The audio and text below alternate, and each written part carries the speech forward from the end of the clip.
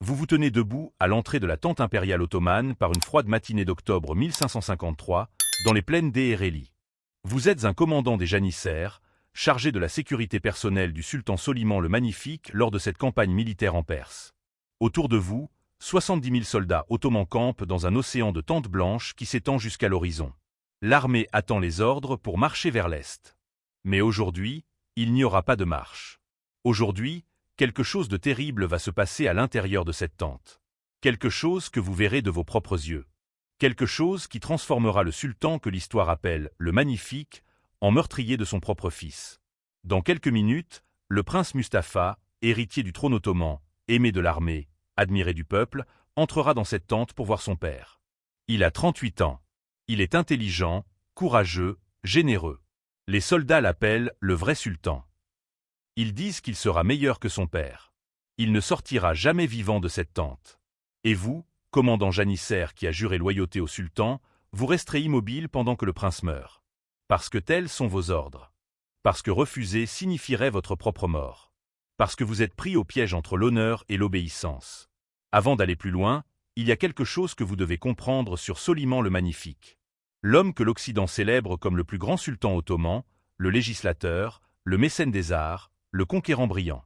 Cet homme a tué son fils le plus capable par paranoïa, manipulation et calcul politique froid. Il a détruit son propre héritage par peur de perdre le pouvoir. Ceci n'est pas une histoire sur la grandeur ottomane. C'est une histoire sur comment un père a assassiné son fils innocent sous prétexte de raison d'État. Sur comment une femme ambitieuse a orchestré le meurtre de son beau-fils pour protéger ses propres enfants.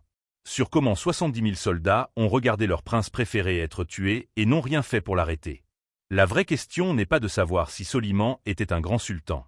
C'est de savoir comment un homme peut ordonner le meurtre de son propre enfant et continuer à se regarder dans le miroir. Si comprendre comment le pouvoir absolu détruit même les liens familiaux les plus sacrés vous importe, restez jusqu'à la fin. Cette chaîne existe pour exposer ce que l'histoire préfère cacher derrière des titres glorieux comme le Magnifique. Laissez-moi vous montrer ce qui s'est réellement passé le 6 octobre 1553 dans les plaines d'Ereğli. L'histoire commence bien avant ce jour fatal. Elle commence 20 ans plus tôt, quand une esclave ruthène nommée Roxolane, que les Ottomans appellent Hürrem Sultan, devient l'obsession de Soliman. Vous étiez jeune janissaire à l'époque. Vous vous souvenez quand Hürrem est arrivée au palais. Belle, intelligente, manipulatrice. Elle a fait quelque chose qu'aucune concubine n'avait fait depuis des générations. Elle a convaincu Soliman de l'épouser officiellement. De faire d'elle sa femme légitime, pas simplement sa favorite. C'était déjà un scandale. Mais le vrai scandale était ce qu'elle voulait, que ses fils héritent du trône. Pas Mustapha, le fils aîné de Soliman avec sa première épouse Mahidevran. Mais Selim ou Bayezid, les fils de Hürrem. Le problème était simple. Mustapha était parfait. Brillant commandant militaire. Administrateur compétent. Aimé par l'armée et le peuple. Il était évident pour tout le monde que Mustapha serait le prochain sultan. Tout le monde sauf Hürrem. Pendant 20 ans, elle a murmuré du poison dans l'oreille de Soliman. Des insinuations. Des doutes. Des rumeurs soigneusement plantées. Les janissaires aiment trop Mustapha. Il pourrait le soutenir dans une rébellion. Il devient dangereux. Il menace votre règne. Au début, Soliman ignorait ses suggestions. Mustapha était son fils. Son premier-né. Son fierté. Mais les années passaient. Solomon Vielicet. La paranoïa s'installait. Il voyait des complots partout. Et Hürrem continuait à murmurer, soutenu par son gendre Rustem Paşa, le grand vizir qu'elle avait manœuvré au pouvoir. Vous avez vu ce changement. Vous étiez proche de la cour. Vous avez observé comment Soliman commençait à regarder Mustapha différemment. Avec suspicion. Avec peur. Avec quelque chose qui ressemblait presque à de la jalousie. Parce que Mustapha était tout ce que Soliman avait été dans sa jeunesse. Fort, populaire, confiant. Et Soliman, maintenant dans sa 60e année, voyait sa propre mortalité reflétée dans la vitalité de son fils. En 1553, la situation atteint un point de rupture. L'armée ottomane se prépare pour une campagne contre la Perse. Mustapha, gouverneur de Manisa, est convoqué pour rejoindre l'armée avec ses propres troupes. C'est inhabituel. Normalement, les princes restent dans leur province pendant les campagnes. Mais Soliman insiste. Il veut Mustapha avec l'armée. Près de lui. Sous surveillance. Mustafa Hobbit. Il arrive avec 6000 cavaliers, ses propres forces loyales. Quand il entre dans le camp militaire près d'Eréli, l'armée explose de joie. Les janissaires crient son nom. Les soldats l'acclament. Il est leur héros. Vous êtes là quand il arrive. Vous voyez son visage. Il sourit, salue les troupes, mais dans ses yeux, vous voyez de l'inquiétude. Il sait que quelque chose ne va pas. Il sent le danger. Son conseiller le plus proche, un homme sage nommé Yahya, le supplie de ne pas entrer dans le camp principal. « Mon prince, c'est un piège. Votre père a été empoisonné contre vous. Ne vous approchez pas de sa tente. » Mustapha secoue la tête. « Je ne peux pas refuser de voir mon père. Ce serait une rébellion. Ce serait confirmer tous les mensonges qu'on raconte sur moi. Je dois y aller et prouver ma loyauté. » C'est la tragédie des hommes honorables. Ils ne peuvent pas imaginer que les autres n'ont pas d'honneur. Mustapha ne peut pas croire que son propre père envisagerait de le tuer. Alors il marche vers sa mort en croyant qu'il marche vers la réconciliation. Le message arrive le matin du 6 octobre. Le sultan convoque le prince Mustapha à sa tente pour une audience. Immédiatement, vous recevez vos ordres en même temps. En tant que commandant janissaire, vous devez vous positionner à l'entrée de la tente impériale. Vous devez vous assurer que personne n'entre ou ne sort sans permission. Et surtout, vous devez empêcher les gardes de Mustapha de le suivre à l'intérieur. Ces ordres sont étranges. Suspects. Mais vous ne posez pas de questions. Vous ne questionnez jamais les ordres du sultan. Mustapha se prépare pour l'audience. Il porte son plus beau cafetan, vert brodé d'or. Il laisse son épée derrière lui. On ne porte pas d'armes en présence du sultan. C'est le protocole. Ses gardes personnels sont nerveux. Ils veulent l'accompagner. Mustapha refuse. Je vais voir mon père, pas un ennemi. Attendez ici. Je reviendrai bientôt. Il marche vers la tente impériale. Vous le regardez approcher. Grand, confiant, magnifique dans sa tenue. Il pourrait être sultan aujourd'hui. Il aurait dû être sultan. Il vous salue en passant. Que la paix soit avec toi, commandant. Sa voix est calme, mais vous entendez la tension sous-jacente. Vous inclinez la tête. Vous ne pouvez pas parler. Vous ne pouvez pas le prévenir. Vous êtes complice par votre silence. Mustapha entre dans la tente. L'intérieur de la tente impériale est divisé par des rideaux de soie. La section avant est une salle d'audience. La section arrière, cachée derrière les rideaux, est où Soliman attend. Mais Soliman n'est pas seul. Derrière lui, cachés, se tiennent 7 hommes. Des muets, les bourreaux sourds-muets du palais, spécialement entraînés pour les exécutions silencieuses. Ils tiennent des cordes de soie. Rustem Paza est également là, le grand vizir, l'homme qui a orchestré tout cela avec Hurrem. Il regarde depuis un coin, attendant de voir son plan réussir.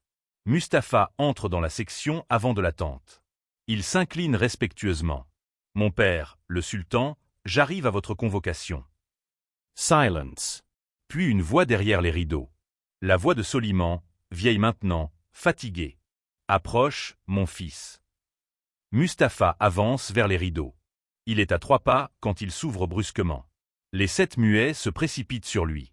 Mustapha comprend immédiatement. Il se bat.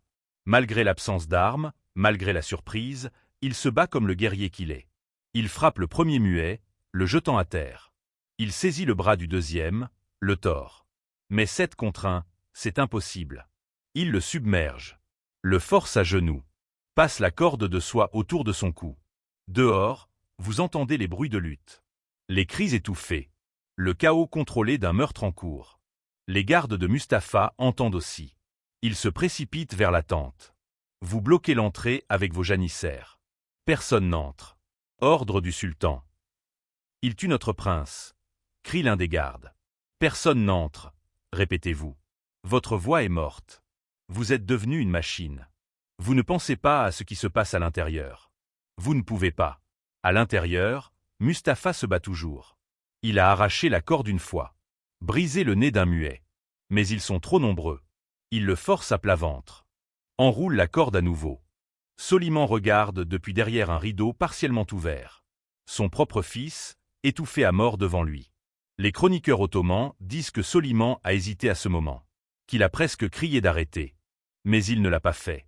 Il est resté silencieux. Il a regardé son fils mourir. Mustapha résiste pendant plusieurs minutes. Il est jeune, fort. Mais cet homme tirant sur une corde de soie autour du cou, c'est inévitable. Progressivement, ses mouvements ralentissent. Ses cris s'affaiblissent. Puis cessent. Le silence qui suit est absolu. Puis Rustem Paşa sort de la tente. Son visage est pâle mais satisfait. Il vous regarde directement. Le prince Mustapha a été exécuté pour trahison contre le sultan. Que personne ne pleure. Que personne ne se révolte. C'était la justice du sultan. Justice. Le mot sonne creux. Vous avez servi l'Empire ottoman pendant 20 ans. Vous avez vu de vraies trahisons. Des généraux qui vendaient des secrets. Des gouverneurs qui volaient le trésor. Des rebelles qui levaient des armées. Mustapha n'a rien fait de tout cela. Son seul crime était d'être aimé. D'être capable. D'être une menace potentielle à des fils moins compétents. Les gardes de Mustapha comprennent maintenant. Leur prince est mort. Certains pleurent ouvertement. D'autres restent figés, en état de choc. L'un d'eux, un jeune homme qui servait Mustapha depuis l'enfance, tire son épée. Ils ont tué notre prince. Vengeons-le. Vos janissaires pointent immédiatement leurs armes. La situation est au bord de l'explosion. Un seul mouvement et le camp militaire entier pourrait sombrer dans la guerre civile. Vous levez la main. Baissez vos armes. Tous. Maintenant. Votre voix porte l'autorité de 20 ans de commandement. Les deux côtés hésitent. Vous continuez, choisissant vos mots avec soin. Le prince Mustapha est mort par ordre du sultan. Nous sommes tous des serviteurs du sultan. Nous obéissons. C'est notre devoir. Les mots vous étouffent en les prononçant. Mais vous les dites quand même. Parce que l'alternative est le chaos. Des milliers de morts. Une guerre de succession qui déchirerait l'Empire. Lentement, les gardes de Mustapha baissent leurs armes. Mais dans leurs yeux, vous voyez quelque chose qui ne disparaîtra jamais. La haine. La traición resentie. La loyauté morte. Le corps de Mustapha est sorti de la tente. Il est enveloppé dans un simple linceul blanc. Pas de cérémonie. Pas d'honneur. Traité comme un traître, pas comme un prince. Soliman ordonne que le corps soit enterré immédiatement à Bursa, loin du camp. Qu'aucun tombeau élaboré ne soit construit. Qu'aucune commémoration publique n'ait lieu. Effejar Mustafa. Comme s'il n'avait jamais existé. Mais on ne peut pas effacer quelqu'un que 70 000 hommes aimaient. La nouvelle de la mort de Mustapha se répand à travers le camp comme un incendie. Les soldats pleurent ouvertement. Ils déchirent leurs vêtements en signe de deuil. Ils maudissent Rustem Paşa, sachant qu'il était derrière le complot. Les janissaires, votre propre corps, sont au bord de la mutinerie. Ils viennent vers vous en délégation. Commandant, nous devons venger le prince Mustapha. Il était innocent. C'était un meurtre, pas une exécution. Vous les regardez. Ces hommes que vous avez entraînés, combattus à côté, commandés pendant des années. Vous savez qu'ils ont raison. Mais vous savez aussi ce qui se passera s'ils se révoltent. Le sultan a parlé. Dites-vous doucement. Nous sommes des soldats. Nous obéissons. Même quand les ordres sont injustes, demande l'un d'eux. Vous n'avez pas de réponse. Vous détournez le regard. Cette nuit-là, vous ne dormez pas. Vous restez assis dans votre tente, regardant le vide. Vous pensez à Mustapha, à sa confiance quand il est entré dans la tente de son père. À ses derniers mots, que la paix soit avec toi, commandant. Vous ne lui avez pas dit adieu. Vous ne l'avez pas prévenu. Vous êtes resté à votre poste et l'avez laissé marcher vers sa mort. Vous êtes complice. Par votre silence. Par votre obéissance. Par votre lâcheté déguisée en devoir. Les semaines suivantes révèlent toute l'horreur de ce qui a été fait. La mère de Mustapha, Mahidevran Sultan, apprend la mort de son fils. Elle était en exil dans sa province. Elle n'a même pas pu le voir une dernière fois. Elle passera le reste de sa vie en deuil, refusant de parler à Soliman. Siangir, le plus jeune fils de Soliman, le seul né bossu et faible, meurt de chagrin 4 mois plus tard. Il adorait son demi-frère Mustapha. Quand il apprend sa mort, son cœur fragile ne peut pas le supporter. À 22 ans, il meurt, brisant encore plus le cœur de Soliman. Soliman a maintenant perdu 2 fils. Mustapha par son propre ordre. Siangir par les conséquences. Mais le pire est encore à venir.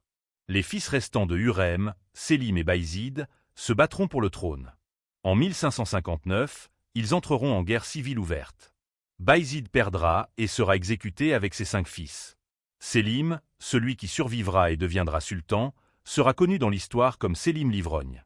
Un sultan faible, incompétent, qui boira et laissera l'empire stagner. Exactement le genre de sultan que Mustapha n'aurait jamais été. Hürrem obtiendra ce qu'elle voulait, son fils sur le trône. Mais cet héritage détruira presque tout ce que Soliman avait construit. L'ironie est amère. Soliman a tué Mustapha pour protéger l'Empire. En réalité, il a condamné l'Empire au déclin en tuant son seul fils vraiment capable.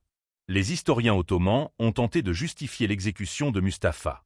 Ils ont inventé des complots. Des lettres de trahison qui n'ont jamais été prouvées. Des contacts avec les Safavides persans qui n'ont jamais existé. Tout cela pour protéger la réputation de Soliman le Magnifique.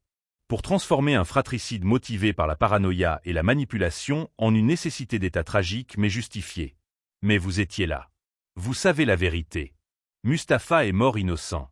Il est mort parce qu'une femme ambitieuse a murmuré du poison pendant 20 ans. Il est mort parce qu'un père vieillissant avait peur de sa propre mortalité. Il est mort parce qu'aucun homme, pas même vous, n'a eu le courage de dire non. Vous vivrez encore 30 ans après ce jour. Vous servirez sous Sélim. Vous verrez l'Empire commencer son long déclin. Vous prendrez votre retraite finalement, vieux et fatigué, hanté par ce que vous avez vu. Et jusqu'à votre dernier jour, vous vous souviendrez de Mustapha entrant dans cette tente. Confiant. Honorable. Innocent. Marchant vers sa mort parce que vous n'avez rien fait pour l'arrêter. Si cette histoire vous a révélé quelque chose de troublant sur comment les grands empires détruisent leurs meilleurs héritiers, sur comment la paranoïa transforme les pères en meurtriers, sur comment l'obéissance peut devenir complicité, abonnez-vous. Cette chaîne existe pour exposer ce que l'histoire glorieuse préfère cacher. Laissez un commentaire avec vos pensées. Soliman mérite-t-il vraiment le titre « Le Magnifique » La loyauté militaire justifie-t-elle le silence face au meurtre? Les victimes des intrigues de palais méritent-elles d'être rappelées? Souvenez-vous du prince Mustapha. 38 ans, brillant, aimé, innocent. Étranglé par des muets sur l'ordre de son propre père pendant que son armée attendait dehors, impuissante. Souvenez-vous que derrière chaque titre glorieux comme le Magnifique, il y a souvent des crimes que l'histoire préfère enterrer. Souvenez-vous que le 6 octobre 1553, dans une tente à Eréli, un père a choisi le pouvoir sur son fils. Et l'Empire ottoman n'a jamais vraiment récupéré de cette décision. L'histoire appelle Soliman, Kanuni, le législateur. Mais aucune loi n'a justifié ce qu'il a fait ce jour-là. L'Occident l'appelle le Magnifique. Mais il n'y avait rien de magnifique dans le meurtre d'un fils innocent. Peut-être qu'il est temps d'appeler les choses par leur vrai nom. Fratricide. Paranoia. Meurtre. Pas grandeur. Pas nécessité. Juste un vieil homme terrifié qui a détruit l'avenir de son empire pour s'accrocher au pouvoir un peu plus longtemps. Et nous tous, soldats et serviteurs, qui avons regardé et n'avons rien fait, nous portons cette honte à jamais.